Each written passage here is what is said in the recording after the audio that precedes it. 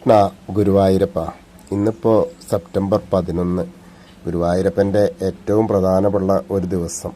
അതായത് ഈ ദിവസമാണ് 50 വർഷം മുൻപ് 1975 ഇന്നേ ദിവസമാണ് ആ ഗുരുവായൂരപ്പൻ്റെ ആ പൊൻതിടമ്പ്, എഴുന്നള്ളിക്കുന്ന തിടമ്പ് രൂപം കൊണ്ടത്. അതിൻ്റെ നേത്ര ഉദ്ദീപനം ഇന്നാണ് നടന്നത്. അതാണ് ഏറ്റവും ഒരു മഹത്തരമായ കാര്യം. ഗുരുവായൂരപ്പൻ്റെ ശ്രീവേലിക്കും ശ്രീഭൂതബലിക്കും ഒക്കെ എടുക്കുന്ന ആ സ്വർണ്ണത്തിടമ്പ്, അതിനെ പറ്റിയിട്ടുള്ള കഥയാണ് ഞാനിന്ന് പറയുന്നത്.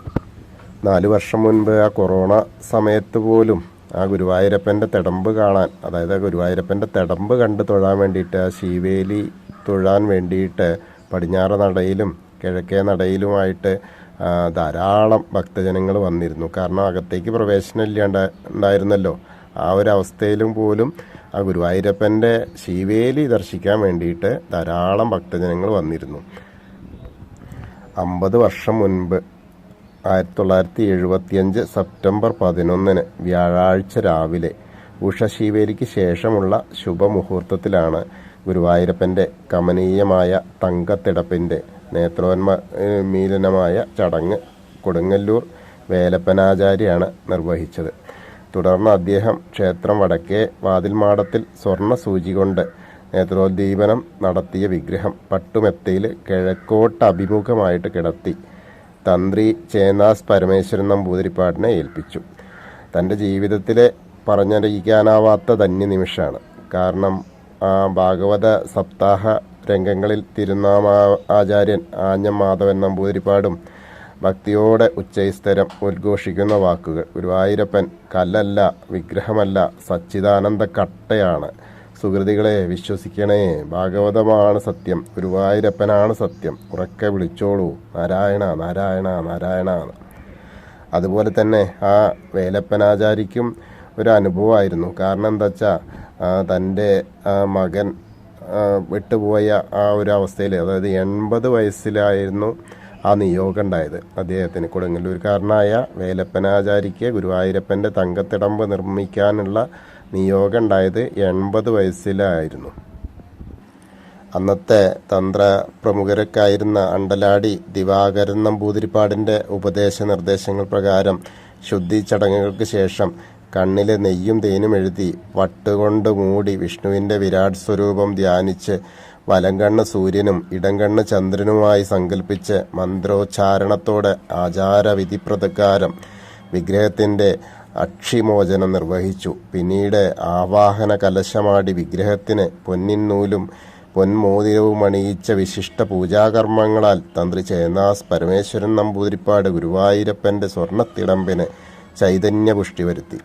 56 വർഷം മുൻപ് ഒരു ദിവസം 1969 ജനുവരി 28 രാത്രി ഗുരുവായൂരപ്പൻ്റെ അത്താഴ ശീവേലി നടക്കുന്നതിനിടയിൽ ആനയിടഞ്ഞ് ആനപ്പുറത്തു നിന്നും വീണ തിടമ്പിന് കേടുപാടുകൾ തീർക്കാൻ ശ്രമം ആരംഭിച്ചുവെങ്കിലും അവിചാരിതമായിട്ട് 1970 അഗ്നിബാധയും തുടർന്നുള്ള സംഭവ വികാസങ്ങളൊക്കെ തിടമ്പ് ഉണ്ടാക്കുന്ന നടപടികൾക്ക് കാലതാമസം വന്നു. എന്നാൽ ഗുരുവായൂരപ്പൻ്റെ പരീക്ഷണം എന്നേ പറയാൻ കഴിയും.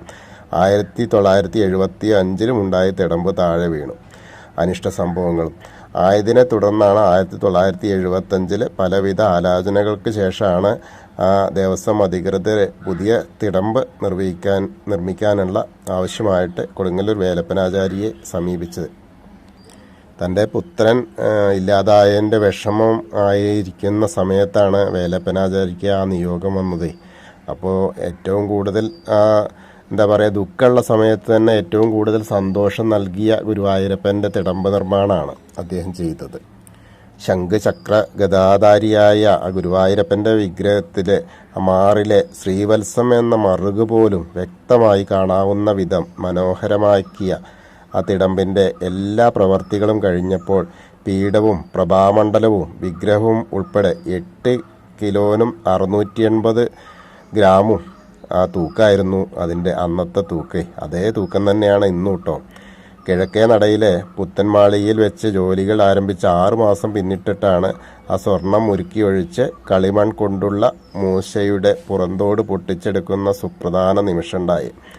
ഗുരുവായൂരപ്പനെ കണ്ടു വണങ്ങി പ്രാർത്ഥിച്ച ശേഷം വേലപ്പനാചാരി പണിസ്ഥലത്തെത്തി ദേവസ്വത്തിലെ ഉയർന്ന ഉദ്യോഗസ്ഥരും ചേന്നാസ് നമ്പൂരിപ്പാടും അഡ്മിനിസ്ട്രേറ്റർ അന്നത്തെ NK നാരായണക്കുറുപ്പ് എന്നിവരൊക്കെ തത്സമയം സന്നിധരായിരുന്നു. ആകാംക്ഷയായിരുന്ന ഒരു സമയം. കാരണം ഇതിപ്പോൾ എത്ര കണ്ട് നേരെയാവും, ഗുരുവായൂരപ്പൻ്റെ യഥാർത്ഥ രൂപമാവൂ എന്നൊക്കെ ഇങ്ങനെ വിചാരിച്ചിട്ടുള്ള ആ ഒരു ആകാംക്ഷയിലായിരുന്നു. അങ്ങനെ അദ്ദേഹം ആ വേലപ്പനാചാരി ഇത് പൊട്ടിക്കുകയാണ്. അങ്ങനെ പൊട്ടിച്ച് നോക്കിയപ്പോഴോ വേലപ്പനാചാരി, അതായത് തമത്ഭുതം ബാലകം അംബുജേക്ഷണം എന്ന ആ കൃഷ്ണാവതാരത്തിലെ ആ ശ്ലോകം ചൊല്ലിയിട്ടാണ് വേലപ്പനാചാരി മൂശ പൊട്ടിച്ചത്. അങ്ങനെ പൊട്ടിച്ച് ആ മേൽപ്പത്തൂർ പട്ടാചപാദർക്ക് ദർശനം നൽകിയ ഗുരുവായൂരപ്പൻ അങ്ങനെ ഇവിടെയും ശംഖചക്ര ഗദാപത്മധാരിയായിട്ട് സ്വർണത്തിൽ വാർത്തെടുത്ത ആ രൂപം ഒരു പോറലും ഇല്ലാതെ പുറത്തു വന്നു. ഒരു കൃഷ്ണാവതാരം നടന്ന സന്തോഷം എല്ലാവരും, ഒരു കൃഷ്ണാവതാരം കണ്ട പോലെയായിരുന്നു അന്നത്തെ ആ ഒരു കാഴ്ച എന്നാണ് പറയപ്പെടുന്നത്. നമ്മളൊന്നും അന്നില്ലാത്തതുകൊണ്ട് നമുക്ക് കാണാനും കഴിഞ്ഞില്ല എന്നർത്ഥം. എന്തായാലും നമുക്കത് കേൾക്കാനെങ്കിലും കഴിയുന്നു എന്ന് പറയുന്നത് തന്നെ അത്രയും മനോഹരമാണ്, അത്രയും നമ്മളെ ഭാഗ്യമാണ്. അത് കഴിഞ്ഞിട്ട് ഉള്ള ദിവസം, അന്നേ ദിവസം തന്നെ 1975 സെപ്റ്റംബർ 11 ഊരാളൻ മല്ലിശ്ശേരി കൃഷ്ണൻ നമ്പൂരിപ്പാട് പൊന്മോതിരം കൊടുത്തു. അതുപോലെ അഡ്മിനിസ്ട്രേറ്റർ NK നാരായണക്കുറുപ്പ് പൊന്നാടയും നൽകി.